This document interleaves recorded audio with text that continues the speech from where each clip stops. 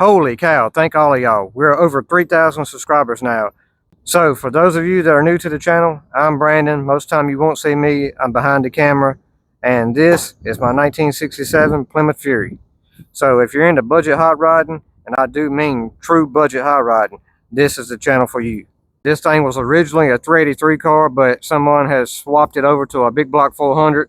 I'm currently in the hunt of a 383 HP block to rebuild for this thing, and then we can do something fun with that 400. So I'll bring y'all in, let you get a closer look at it.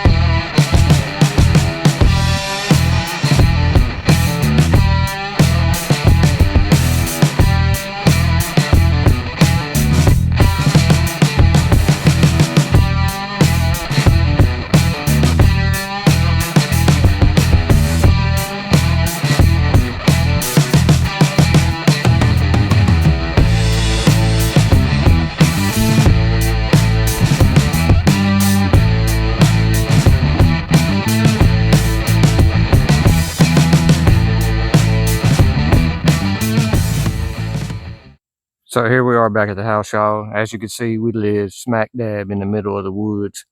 So I have limited amount of space to work on vehicles out here. Well, limited amount of space that's covered.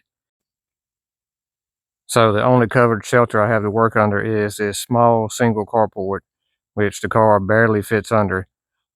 The front bumper hangs out some and the rear bumper hangs out some, but it gives me a solid piece of concrete to jack the car up on when I need to get it up off the ground and have something smooth to work on. When it rains, it's pretty much covered for the most part. I mean, the ass end of it hangs out a little bit right here, but that's no big deal. And if I pull it up deep, the front end hangs out some, but like I said, if I need to do something, engine work or something, I most time just back it up a little bit, and then that leaves me plenty of room to work up front.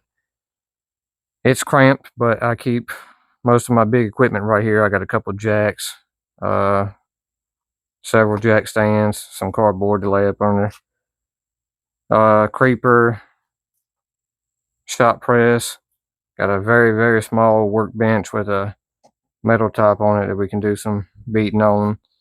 That's my son's toolbox set up out here. We got that way we don't have to backtrack back and forth inside the shop, which is just right there. I mean, it's not that far of a walk, but it helps to have something right here to reach and grab real quick. And that's an old wood stove I've been saving, hopefully for one day when I do.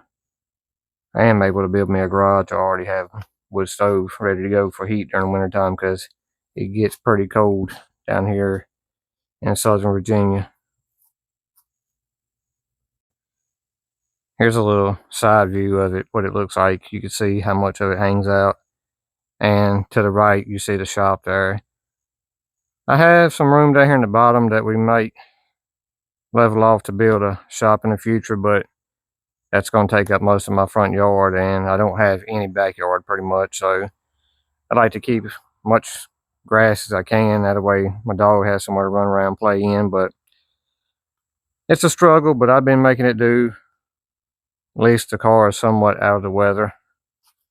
But I'm going to take y'all inside and show y'all the shop, what it looks like.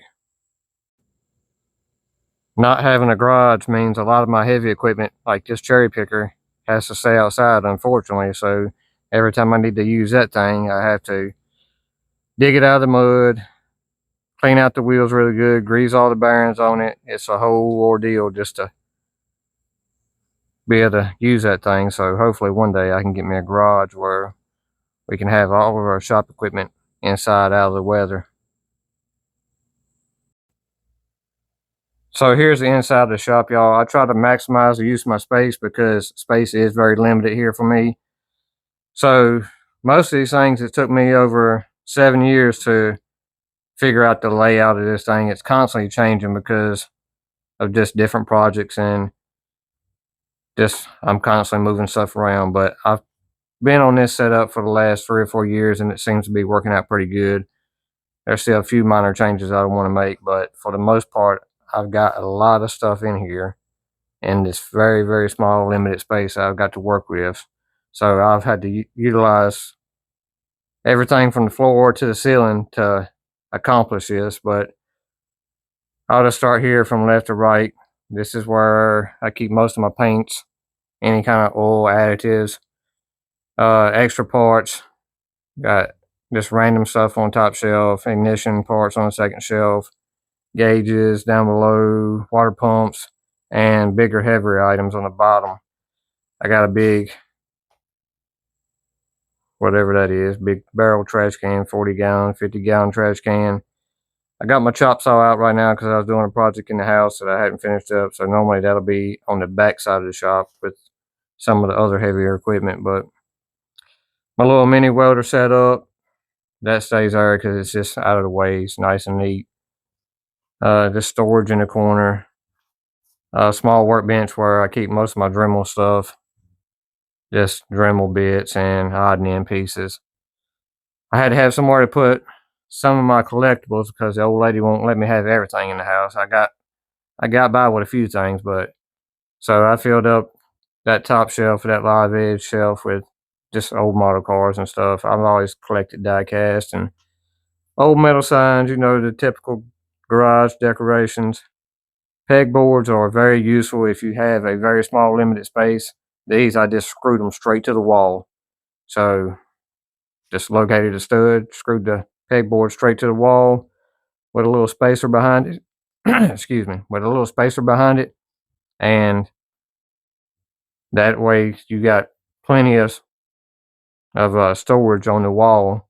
You can go horizontal or vertical with them. So, and same here, just a peg rack full of wrenches and various screwdrivers that I use commonly at this workbench. This workbench is a disaster. I need to clean it out right now. It's just these bins over here full of bolts. I just need to do something with all that. I got oil cans laid everywhere. And random belts hanging on the wall. This is like my electrical corner. I keep my electrical wire here. This toolbox is dedicated to nothing but electrical equipment. So that's like my little electrical corner. TV mounted on the wall. Surround sound. The good stuff. You got a radio for tunes.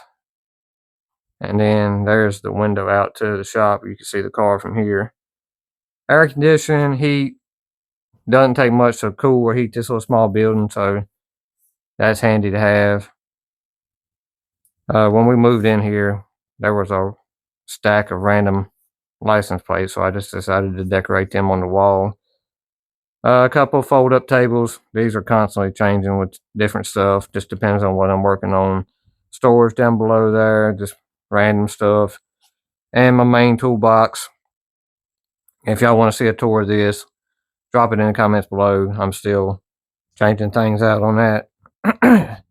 And another peg rack behind with supplies like screws, car keys, hose clamps, just extra supplies that you might need. I've got my lantern collection hanging from the roof. There is storage on the back of the door. And this is just basically a clutter corner where I keep most of my scrap, extra pieces of wood. My car cleaning supplies are back here. Like I said earlier, my paint, I keep that all up on top shelf. And my leaf blower's hung up in the corner there. Like I said, it's not much, but I try to do the most I can with the limited amount of space I've got, and it's worked out so far pretty good. I mean, me and my son get in here and work, and we don't really get in each other's way too much. And it's not far from the house. It's not far from the car. So I really can't complain. I mean, it would be nice to have a garage to be able to have the car and all my equipment in one space, but maybe one day we'll get there. Like I said, I got to level out some land down there and clear out some trees before we'll be able to do that. But Anyways, I'm going to wrap this video up. I just wanted to make an introduction video for those of you that are new to the channel. I really appreciate each and every one of y'all subscribing and liking and commenting on the videos. That helps me out tremendously. So if you enjoyed this video, do me a favor, smash that like button. Drop me a comment down below.